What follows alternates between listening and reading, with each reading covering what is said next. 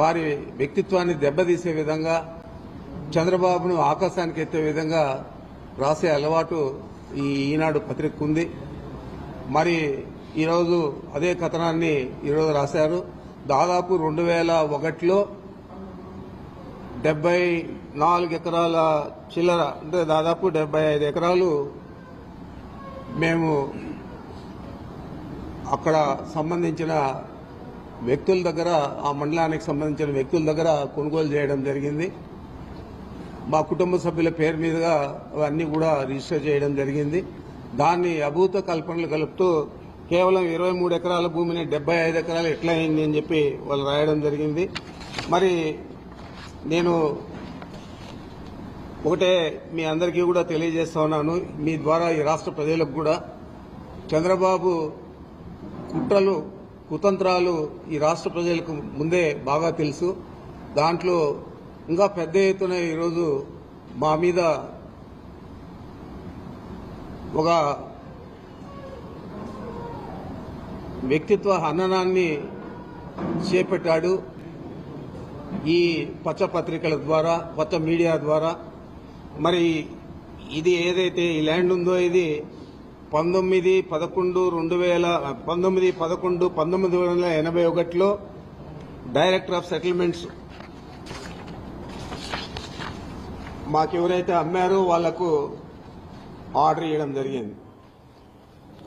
Order ఇచ్చేదే కాకుండా అది ఆ తర్వాత రెవెన్యూ వాళ్ళు ఇంప్లిమెంట్ కూడా చేయడం జరిగింది. ఆ తర్వాతే వాళ్ళ దగ్గర నుంచి మనం కొనుక్కోవడం జరిగింది. ఆ రోజు ఆర్డర్ సెటిల్మెంట్ డైరెక్ట్ ఇచ్చిన అసదుద్దీన్ అహ్మద్ అని చెప్పి ఐఏఎస్ ఆఫీసర్ ఇవ్వడం జరిగింది. ఈ కాపీ మీ అందరికీ కూడా చూపిస్తా ఉన్నాను. అవసరమైతే మీ అందరికీ కూడా జిరాక్సులు తీసి కాపీలు కూడా ఇవ్వడం జరుగుతుంది. అదేవిధంగా అక్కడేదో అధునాతన గెస్ట్ హౌస్ కట్టినామంటారు. 2001లో కొన్నప్పుడే అక్కడ రాత్రుల్లో బస చేయాలంటే పని చేసే వాళ్ళందరికీ కూడా ఒక సెక్యూర్డ్ ప్లేస్ ఉండాలని చెప్పి ఆ రోజే మేము అక్కడ కట్టడం జరిగింది. ఆ తర్వాత అప్పుడే మామిడి చెట్లు పెట్టడం జరిగింది. దాదాపు 24-25 సంవత్సరాలు అయితే ఈరోజు మళ్ళా అది అటవీ భూమి అన్యాక్రాంతం అయిపోయిందని చెప్పి మాట్లాడడం జరుగుతోంది. మీకు ఒకటే నేను తెలియజేస్తా ఉన్నాను, కిరణ్ కుమార్ రెడ్డి ముఖ్యమంత్రిగా ఉన్నప్పుడు వెంకటరమణారెడ్డి అని చెప్పి ఏదైతే ఒక తెలుగుదేశం పార్టీ నాయకుడు ఉన్నాడో అతను ఆ రోజు ముఖ్యమంత్రికి కంప్లైంట్ ఇస్తే కిరణ్ కుమార్ రెడ్డి దాని మీద సర్వే చేయించి అదంతా కూడా రెవెన్యూ వాళ్ళు, ఫారెస్ట్ వాళ్ళు జాయింట్ సర్వే చేసి ఇది ప్రైవేట్ ల్యాండ్, ఇది ఫారెస్ట్ డిపార్ట్మెంట్కి సంబంధం లేదని కూడా తేల్చడం జరిగింది. అదే మళ్ళా 2014లో అదే వెంకటరమణారెడ్డి మళ్ళా చంద్రబాబుకు ఒక పిటిషన్ ఇస్తే ఆ పిటిషన్ ద్వారా మళ్ళా ఎంక్వైరీ చేయించి మళ్ళా అదే తేల్చడం జరిగింది. వాళ్ళు హైకోర్టులో కూడా వెంకటరమణారెడ్డి వేస్తే హైకోర్టులో కూడా దాని మీద ఉత్తర్వులు ఇవ్వకుండా డిస్మిస్ చేయడం జరిగింది. మరి ఈరోజు ఆ భూమిని 23 ఎకరాలు 75 ఎకరాలు కావాలంటే ఎలాగా ఇచ్చాడు ఇతను సెటిల్మెంట్ డైరెక్టర్. మరి ఆ భూమి ఎక్స్టెంట్ కూడా 75 acres 74 cents అని ఇచ్చారు.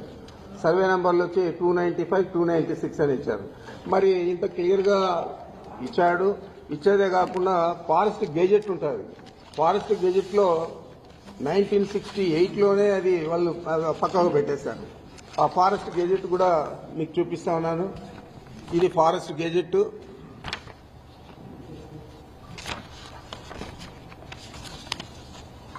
ఈ ఫారెస్ట్ గెజెట్ లో కూడా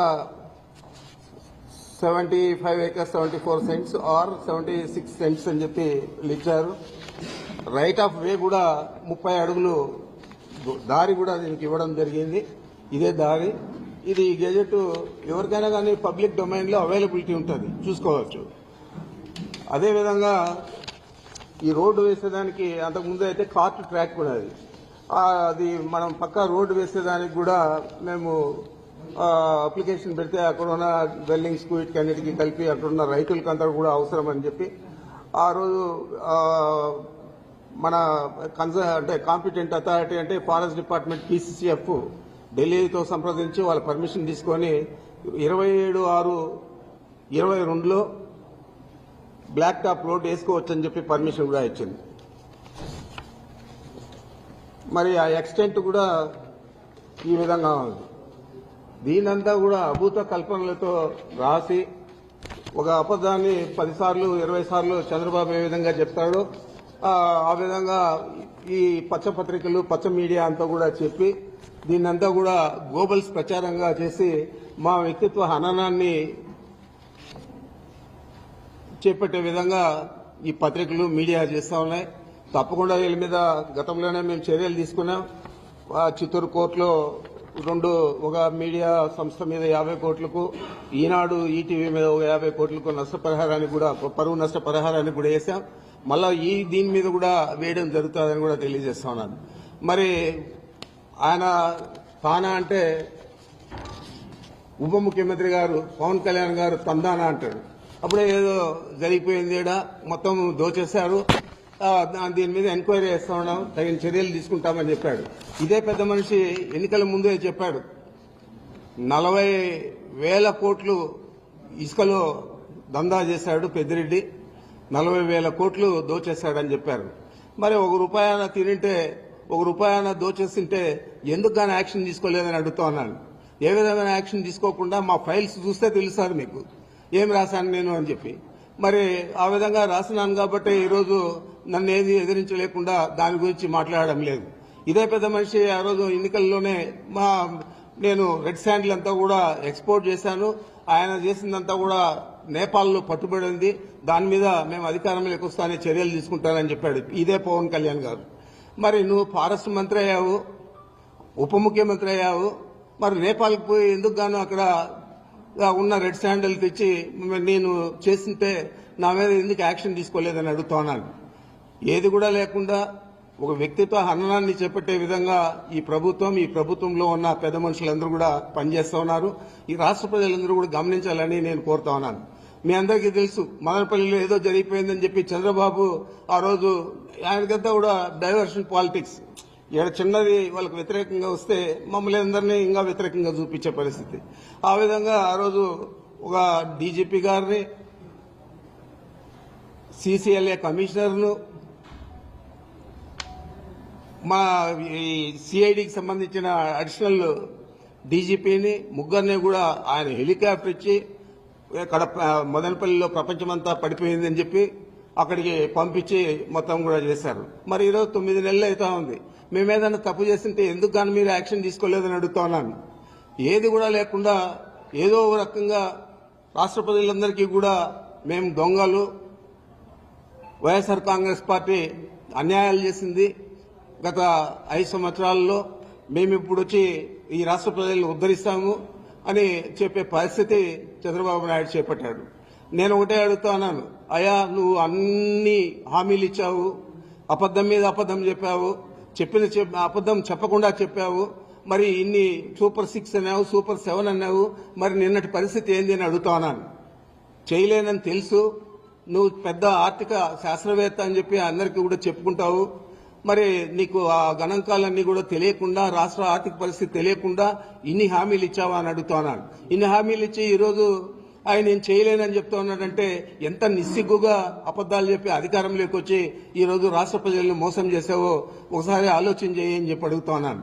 ఇవన్నీ కప్పిపుచ్చుకునేదానికి ఇలాంటి తప్పుడు చర్యలన్నీ కూడా మీ పత్రికల ద్వారా, మీ మీడియా ద్వారా తీసుకొస్తా ఉన్నామంటే తప్పకుండా ఈ రాష్ట్ర ప్రజలు బుద్ధి చెప్తారు.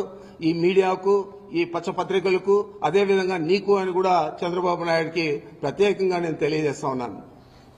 ఇంకేమన్నా ఉంటే చెప్పండి.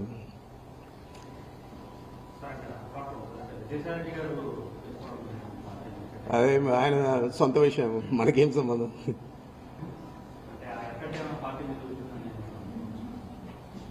ఎంతమంది పోయినా ఎప్పుడు మొదలైంది పార్టీ.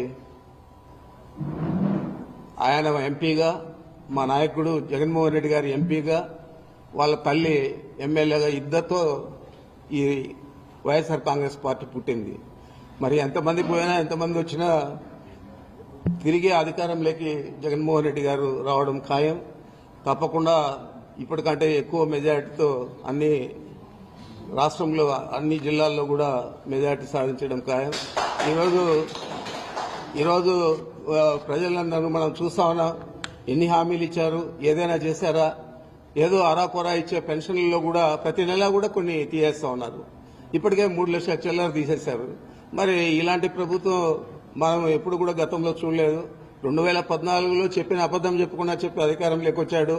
మరి మేమంతా కూడా అనుకున్నాము ఈయన అబద్దాలు చెప్తాడు, ఈయన మాటకు విలువ, వ్యక్తిత్వానికి మాటకు విలువ ఉండదు, ఈ రాష్ట్ర ప్రజలు ఆయన మాటలు నమ్మరు అని అనుకున్నాము. కానీ రాష్ట్ర ప్రజలందరూ నమ్మి 2019లో మళ్ళా ఒకసారి ఆయనకు అధికారం ఇచ్చారు. మరి ఈరోజు రాష్ట్ర ప్రజలే కాదు, ఈ రాష్ట్రం కూడా ఆర్థికంగా చాలా వెనుకబడైపోయే పరిస్థితి ఉంది. మరి దీన్ని రాష్ట్ర ప్రజలు గమనించాలా. రాబోయే రోజుల్లో ఆయన చేసిన తప్పు చేయకుండా సరిదిద్దుకోవాలని చెప్పి మీ ద్వారా కోరుతా ఉన్నాను.